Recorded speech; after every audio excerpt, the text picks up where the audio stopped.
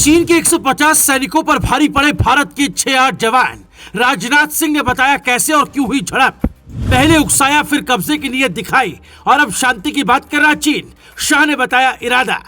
कांग्रेस नेता उठा रहे थे सवाल, तभी खुल गई पोल। चीन की फंडिंग से चल रहा राजीव गांधी फाउंडेशन।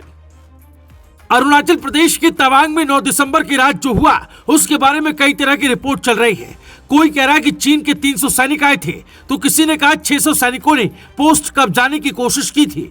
लेकिन जब हमने इस बारे में वहां के कुछ लोकल और पत्रकारों को सुना तो पता चला कि इन बातों में सच्चाई कम है। अगर इतनी संख्या में चीनी सैनिक आते तो बवाल ज्यादा बढ़ सकता था। चीन ने एक रणनीति के तहत तवांग में अपने सैनिकों को भेजा था, जिसका मकसद भारत के अंदर राजनीतिक हलचल पैदा करना और मनोवैज्ञानिक दबाव बनाना हो सकता है। हम उस रणनीति के बारे में विस्तार से बताएं, उससे पहले सुनिए कि रक्षा मंत्री राजनाथ सिंह ने संसद में क्या कहा।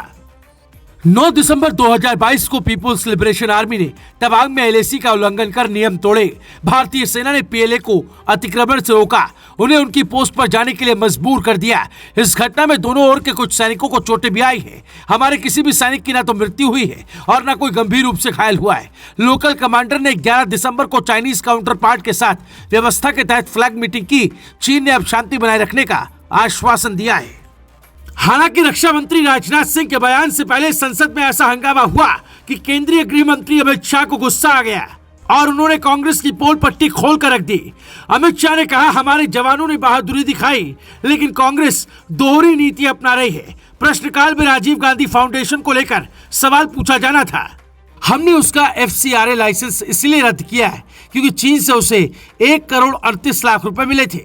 1962 में चीन ने हजारों एकड़ जमीन झड़पी, लेकिन अब हम ऐसा होने नहीं देंगे। वैसे भी अब भारत 1962 वाला नहीं रहा है, तभी तो हर बार चीन मुंह की खा रहा है। स्थानीय पत्रकारों के मुताबिक 9 दिसंबर की रात जब भारतीय सेना के 6 से 8 जवान पेट्रोलिंग कर रहे थे तो उसी दौरान चीन के करीब 50 से 60 जवानों को उन्होंने सीमा के पास आते देखा। मना करने पर भी जब चीनी सेना वाले नहीं माने तो फिर झड़प शुरू हो गई। कहा जा रहा है कि पहले तो हाथापाई हुई और फिर पत्थर भी चले। तब तक भारतीय सेना के और जवान वहां पहुंच चुके थे, जिन्होंने चीनी सैनिकों को मार भगाया। लेकिन एक कहावत है कि लात के भूत बात से नहीं मानते। वही हाल चीनी सैनिकों का है। हर बार पत्थर और डंडे खाने के बावजूद ये आ जाते। अरुणाचल के तवांग में जहां ये झड़प हुई वहां सीमा ऐसी निर्धारित है कि कोई एक दूसरे के क्षेत्र में नहीं जाता। यानी चीनी सैनिक प्लानिंग के तहत भारतीय जवानों के बंकर को हटाने आए थे, लेकिन साजिश फेल हो गई। ऐसी कोशिश कई जगहों पर की भी है। चीन वाले सिर्फ युद्ध नहीं लड़ते बल्कि मनोवैज्ञानिक दबाव भी बनाते हैं। पहले उकसाते हैं, फिर बॉर्डर के नजदीक आकर धमकी देते हैं और उसके बाद भी ना माने तो नई चाल चलते। चूंकि चीन अरुणाचल प्रदेश को दक्षिणी तिब्बत का हिस्सा मानता है और वहां के राष्ट्रपति शी जिनपिंग ने कुछ दिन पहले चीनी सैनिकों से कहा है कि लड़ाई के लिए तैयार रहो, हमें अखंड चीन बनाना है। जबकि मोदी इधर अखंड भारत की तैयारी में जुटे हैं, जिसमें पीओके से लेकर अक्साई चीन तक का हिस्सा आना है।